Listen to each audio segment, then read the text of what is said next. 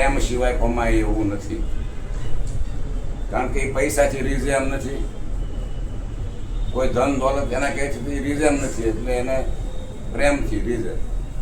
તો સદગુરુને પહેલા પ્રેમ ભાવથી રીઝાવવા પડે, અને પ્રેમ ભાવથી રીઝે ત્યારે આપણી ઉપર એની કૃપા વરસે.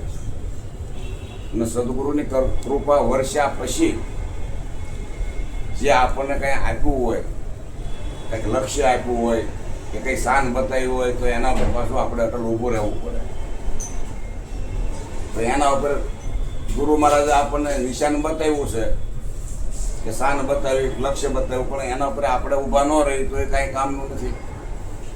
જેમ વાયુ આવ્યા પછી આપણે આટો ન જાય તો શું લણવાનું?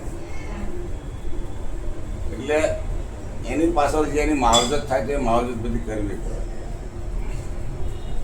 તો કેણી મિશ્રી ખાંડ હે, રેણી તાતા લો, કરણી કરે ને રેણી રહેવે એસા વિરલા કો. એટલે રેણીમાં રહેવું એ થોડુંક અઘરું છે. બોલાય તો જાય બધું જે બોલવું હોય એ, પણ બોલવાથી કાંઈ થાય એવું નથી.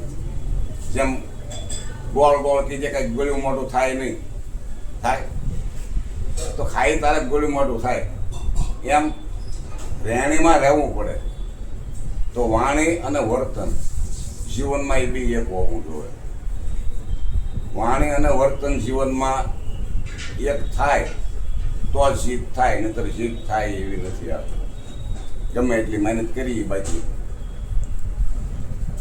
પણ વાણી અને વર્તન એક રાખવામાં અગવડ ઘણી આવે, અને એ અગવડોને આપણે કાપવી પડે. કારણ કે જે આ લક્ષણો બતાવ્યા છે યમ નિયમ ને, એમાં તિતિક્ષા કીધી ને, તિતિક્ષા છે એ તિતિક્ષામાં જ આ બધું આવે પાછું. કે શિયાળામાં ટાઈટ નડે, ઉનાળામાં તડકો નડે, ચોમાસામાં વરસાદ નડે, ભજનમાં કારે જવું, તો એ બધું સહન કરવું પડે. એમાં આ સમાજ હોય, આપણો સમાજ હોય, કુટુંબ હોય, એના મેણા ટોણા બધું આપણે સાંભળવું પડે. એ બધું સહન કરી તારે આપણામાં તિતિક્ષા ઊભી થાય, બરોબર? અને એ બધું સહન કરી તારે રેણીમાં રહેવાય, નકર તો રેણીમાં કેમ રહેવું? ભજનમાં જવું છે કે ભગતનો દીકરો થઈ ગયો ને આપણને નાણું લાગી જાય તો કાંઈ ભજનમાં જવાય નહીં. હા, એટલે બોલવા વાળા બોલ્યા કરે, આપણને શું ફરક પડે? આપણે સ્વીકારીએ તો આપણું, સ્વીકાર્યો નહીં એટલે કાંઈ અસર આપણને થાય નહીં. કોઈ પણ વસ્તુ આજે કર્મ લાગવાની વાત કરે છે તો કર્મ એ રીતે જ છે. કર્મ કર્યા પછી મેં કર્યું, હું કરું છું, હું હતો તે થયું, હા, આ બધું કર્મ બંધનમાં નાખનારું છે.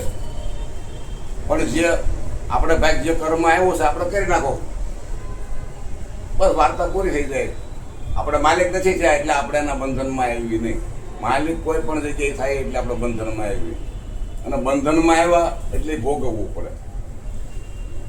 દાખલા તરીકે કોકે મને કહે મહારાજે મને આપ્યા હોય 5 લાખ રૂપિયા, એ કે દેહામાં લેતા જાઓ.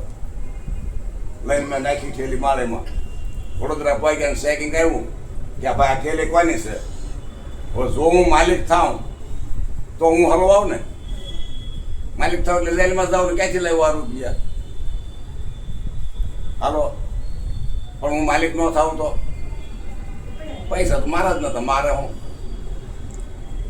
એટલે આપણે તો બંધનમાંથી છૂટી જઈએ. આમ આ કર્મ જે છે એ કર્મના આપણે માલિક થાય છે એટલે આપણે બંધનમાં આવીએ છીએ, અને બંધનમાં આવ્યા એટલે કર્મ આપણે ભોગવવાના, સારા હોય કે મોડા હોય. કોઈ પણ કર્મ ભોગવ્યા વગર છૂટતો નથી, કારણ કે કર્મને આધારે આ દેહ મળેલો છે. અમારા મહારાજ કહેતા, અમારા ગુરુ, કે કર્મને આધારે આ દેહ મળે, માતા પિતા મળે, ભાઈ બહેનો, સગા સંબંધી બધા કર્મને આધીન મળે છે, પ્રાપ્ત કર્મને આધીન. તો પ્રાપ્ત કર્મ તો આપણું ઊભું જ છે. બોધ લેવા જઈને જો બોધ આપણને ઉગે તો ત્યાં સંચિત કર્મનો નાશ થાય, અને બોધ આપણને ઉગ્યો છે તો ક્રિયામણ કર્મ આપણને લાગતા નથી, અડતા જ નથી.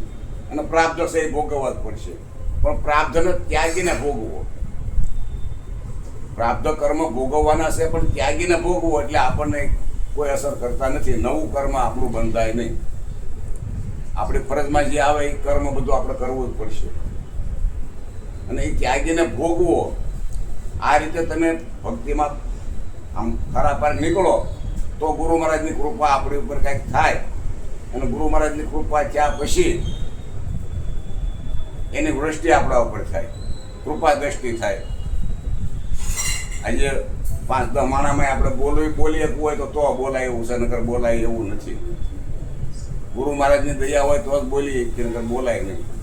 કોઈ ગમે એ આપણા સત્સંગી બીજા સત્સંગીઓ ભેગા થયા હોય અને પ્રશ્ન કરે તો એનો જવાબ તો મળે. એ ગુરુ મહારાજ આપે છે, કારણ કે એની કૃપા દ્રષ્ટિ છે આપણા પર, એટલે નહીતર કાંઈ થાય એવું નથી. એટલે સદગુરુની કૃપા આપણા પર ઉતરવી જોઈએ તો જ આ ભજન કરીએ કે ભજન થાય એવું નથી. બસ એટલું કઈ મારી વાણીને વિરામ આપું છું. બોલો સદગુરુ મહારાજની જય.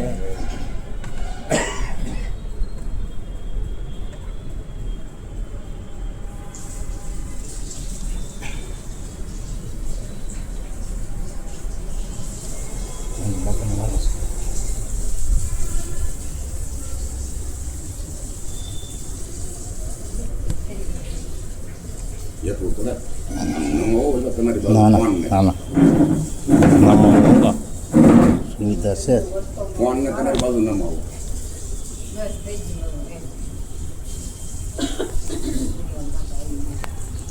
બસ એમ